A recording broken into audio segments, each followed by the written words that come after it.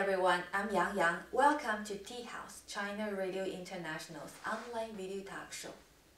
We hope to provide you with a platform of communication for a better world. And we also hope you enjoy the ideas shared on Tea House. Today, we're having a cup of tea with Zhang Wei, partner of BDCL Design International in Beijing. Zhang will talk about the green architectural design in China. Let's learn more about him by watching this short video. Mr. Zhang Wei, principal of BDCL Design International and certified architect of the Royal Architectural Institute of Canada, is a Chinese-Canadian architect with combined working experience and educational background in China and North America. After a short period in a transitional career as an architectural designer, Wei soon landed with BDCL Design International in Vancouver, British Columbia, Canada, in 1993 as the director for the firm's overseas projects, primarily focused on the Chinese mainland. After 20 years of practicing in China, Wei had transformed BDCL from a local Canadian practice into a multinational architectural design firm with offices in Vancouver, Seattle, Portland and Beijing, China. Wei obtained his Bachelor of Architecture degree from Tsinghua University in 1989. Under the influence of Professor Liang Sichang, the father of modern Chinese architecture and the founder of the School of Architecture, he became infatuated by traditional Chinese architectural art and painstakingly explored the philosophical, cultural and historical undertones of Chinese architecture. Wei subsequently pursued his Master of Urban and Regional Planning and Master of Architecture degrees from Queen's University and the University of Manitoba in Canada. Hi, Mr. Zhang. Welcome to Tea House. Hello, everyone. I prepared some tea for you. I really enjoy this opportunity. This is the opportunity we can share some views about our city plan, what we do in contemporary Chinese architecture today, and the challenges we can talk about. Well, enjoy a cup of Chinese tea. Thank you. Environmental protection is a pressing issue that we face today. How do you combine green, environment-friendly, and sustainable elements in your architectural work? Lots of architects will focus the answer on a technical aspect, but my focus is going to be on human itself. I think people's decision really affects architecture and city, and then the way you design and lay out the city will impact the energy aspect and the environmental aspect. And how do you think Chinese people's lifestyles determine the contemporary architecture in China? China is an agriculture country in history. So everything, the city, the architecture, the design in history is based on the village, based on the farming activity. We're not dairy farming in terms of tradition. So the focus is always on the neighborhood, on the relationship between the people, and from small neighborhood to the larger neighborhood to the community to the city. So it's all about relationship. The great emphasis in our history is when people are familiar with the courtyard. The courtyard is emphasize your private domain, but meanwhile also emphasize your relationship to the neighbors and how the neighborhood connected by the lanes, by the hutong, by the smaller plazas. So those are the important elements of our tradition. How to bring this tradition into our contemporary architecture design is very important. Chinese population is aging rapidly, and Chinese people's lifestyle are changing accordingly. How do you think this phenomenon influences the architectural design? The whole industrial revolution, great change to the city planning theory.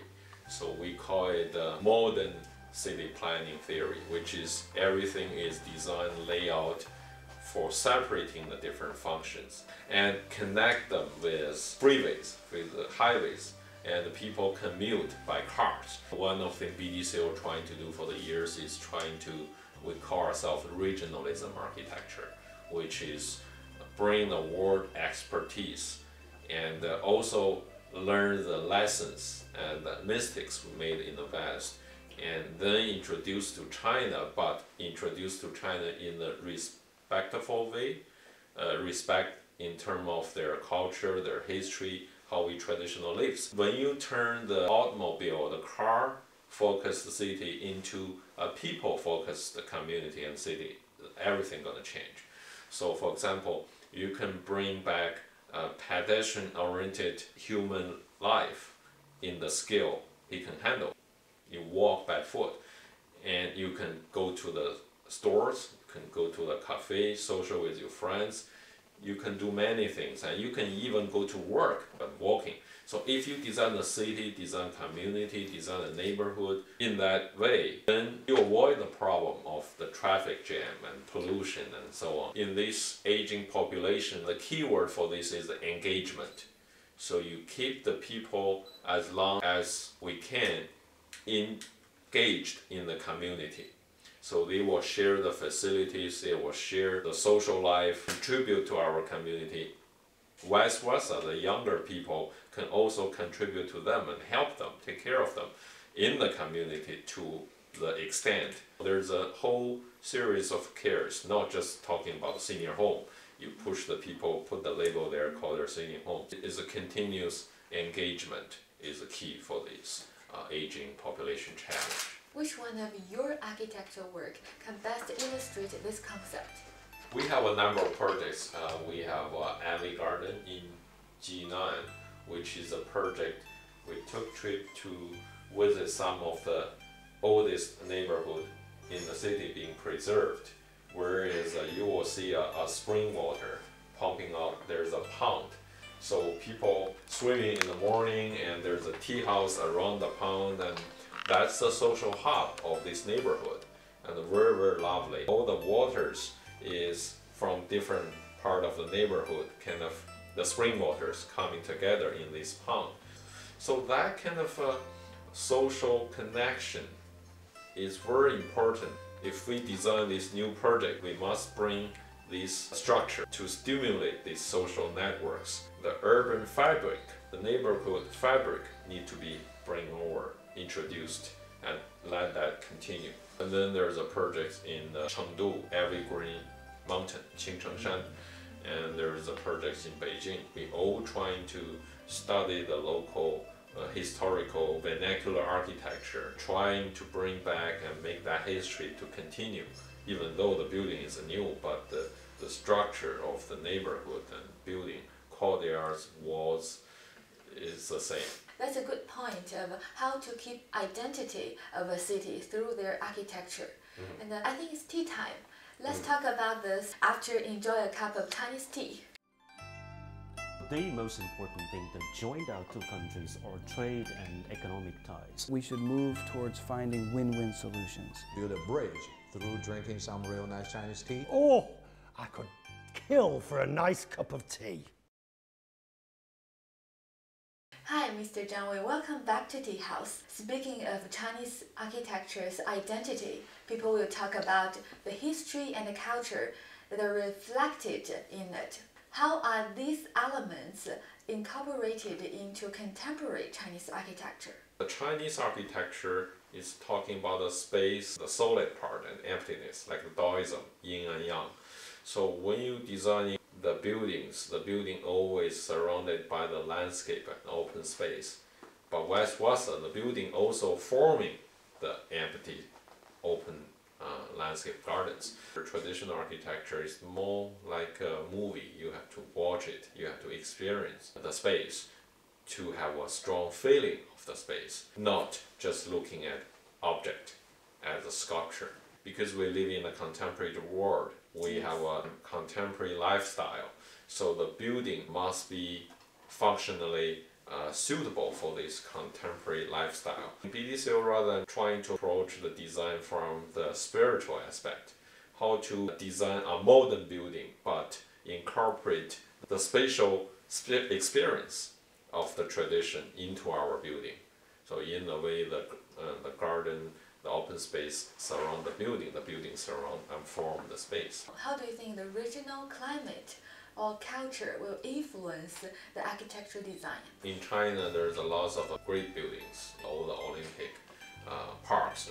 But we also need to pay attention to community centers and neighborhood centers and even single courtyard house. So all these smaller buildings are important, is part of our urban life, our city life and neighborhood life. When we're designing these buildings, we need to be really focused on transforming the spatial experience of tradition. Like if you design a building in Beijing, you may bring the hutung and courtyard experience back in our new design, contemporary design. But if you design some building in tropical or southern China, you may study, for example, we designed a building in Sichuan, you have to study the Sichuan climate and culture, how to make the circulation so the building doesn't need as much air conditioning but depend more on air circulation. You may design the courtyard house for that region, but it's different from the one you design in Beijing. How can architects design environmentally friendly buildings while ensuring the structures retain their original identity? To study what today's technology can provide you and how today's construction worker they are most familiar with, what kind of a construction method they like, and study those and let them to do what they can do best for you. I will use the example in Bali, Indonesia. There is a school called a School Without Borders. They will go off to the village and talk to the construction worker and the farmers in that village and say, okay, we're gonna build school for your children. What's the best way to build it with a low budget? So the whole school is designed and built by the farmers in a way. So the architects and engineers just facilitate the process. So architect in a way not have a pre-mindset, say, okay, this is my drawing, you do it. Yeah. No, they listen to what's happening there and how the workers can build a building and then learn from them and design their building. I think this is a very crucial mindset for architects in China. The second example is in Beijing called the Dragon Bay Villa. At that time, we are asked to do these very high density residential projects. So we're thinking about, okay, let's bring back, this is in the suburban of Beijing and there's no culture, just open field, nothing. So we're thinking, okay, if people arrive in the airport, this is very close to the airport. So first, if they go home, they will go to this home and they will see first, they will say, okay, I'm in Beijing. What is about Beijing? Where is the Beijing? You cannot bring a building from Europe, drop there. You have to be study Beijing architecture. Not only study their form, but also study their building methodology. So we talk to construction workers in Chinese traditional garden construction. And they show me so many interesting ways to build a wall, brick wall, and how to tie the brick together with the sticky rice. So all the amazing methodology to build a courtyard wall. Like China, we're famous for Great Wall.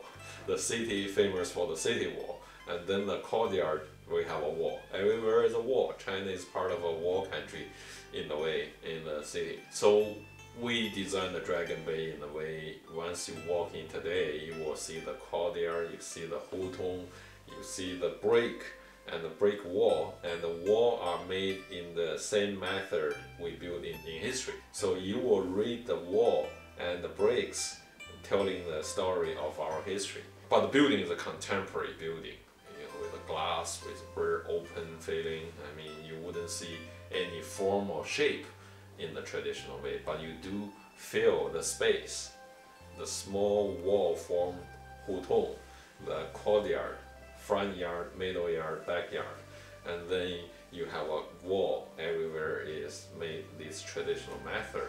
So in a way, people from outside visit this community, they will say, wow, this is Beijing, this is we can see the traditional right here. Okay, thank you very much, Mr. Zhang.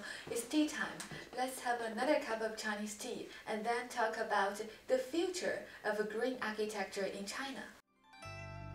The most important thing that joined our two countries are trade and economic ties. We should move towards finding win-win solutions. Build a bridge through drinking some real nice Chinese tea. Oh, I could kill for a nice cup of tea. Okay, Mr. Zhang, welcome back to Tea House. Food shortage is a challenge that many countries, including China, face today. What are the possible solutions from an architect's perspective? Especially for China, we got a large population and urbanization process is still going. How to build high density vertical farm in the city. So as a result of that, reduce the process of transportation. So you don't move or transport the products from far away into the city. So you grow right in the city. And secondly, agriculture, the products can be packed like the high-rise residential towers. Many stories packed up. Thirdly, it's part of urban life. I think it's a green, it's friendly to people. So I think there are so many benefits by experimenting these from architecture point of view. So BDC will have the first design competition entered in Vancouver, Canada. Even there are some cities proposed to build this building as an experiment and demo building. The building design in a way is built on the subway. Agricultural products being packed in the tower and the solar energy being gathered at the daytime and collected and released at night as well. So the plant growing 24 hours, 7/24. Associated with the building, there's offices, research labs. So people get off a freeway, they can buy from the market, which selling the fresh vegetable right from the building. And they also working there. We hosted a design competition last year in Beijing. We think it's very meaningful for China to start thinking about this issue as early as possible. So as I know, we are the first one having this kind of a competition. So we got so many people interested in enter the competition. We will make announcement at May 4th in 798. We got 4,000 people enter the competition. And now we have submissions of 600-700 design ideas. And then we're shrinking down to 10-20 and select few for design award. Each of these designs is wonderful ideas. How can it make it possible for people living in the city to have a self-sustaining lifestyle? I think it's an experiment. It's a showcase projects. It's like a projects. Right now, it's not financially viable yet. You don't build a building for a vegetable. It's interesting demonstration. So people will remind people, okay, this is the issue we're gonna have in future. You know, this is what we're trying to do. So you can visit 798 and see this building being built. The artists who live in this 798, they can buy these vegetables and food right in their site. They don't have to go to the supermarket. And the supermarket doesn't have to ship in the products from miles away. I mean, this is a very sustainable way of living. Itself is art. When do you think China will have the vertical farm, and which Chinese cities are most suitable for such kind of farm? It's more like a demonstration, experiment. So people are aware of this and they get involved. There's more people start thinking, the idea will be developed better and improved throughout the year. So I think it's, as long as the city have a large population, high density, having a problem bringing the fresh vegetables. Ask the question, how many people live in Beijing can eat the vegetable produced the same day? You have to be shipped in from somewhere. So if you have this vertical farm, you can go there anytime. It's fresh. The community get involved. So I think Beijing is appropriate. Shanghai, Hong Kong, I mean all the big cities is good place to demonstrate this. Okay, Zhangwei, thank you very much for joining our program. I hope you enjoyed the tea, and I also hope that with efforts of people like you, more and more green architectures can be built in China. Thank you. What are your expectations of the house program? You engage people from different fields, talking about freely about the ideas, not talking about politics or big policies, but more talking about their professions, their problems. I think that's a very interesting approach. I think this can be continued in a way that can engage different people. You know, can be engaged artists, can be architects or planners, talking in this traditional fashion. It's very good.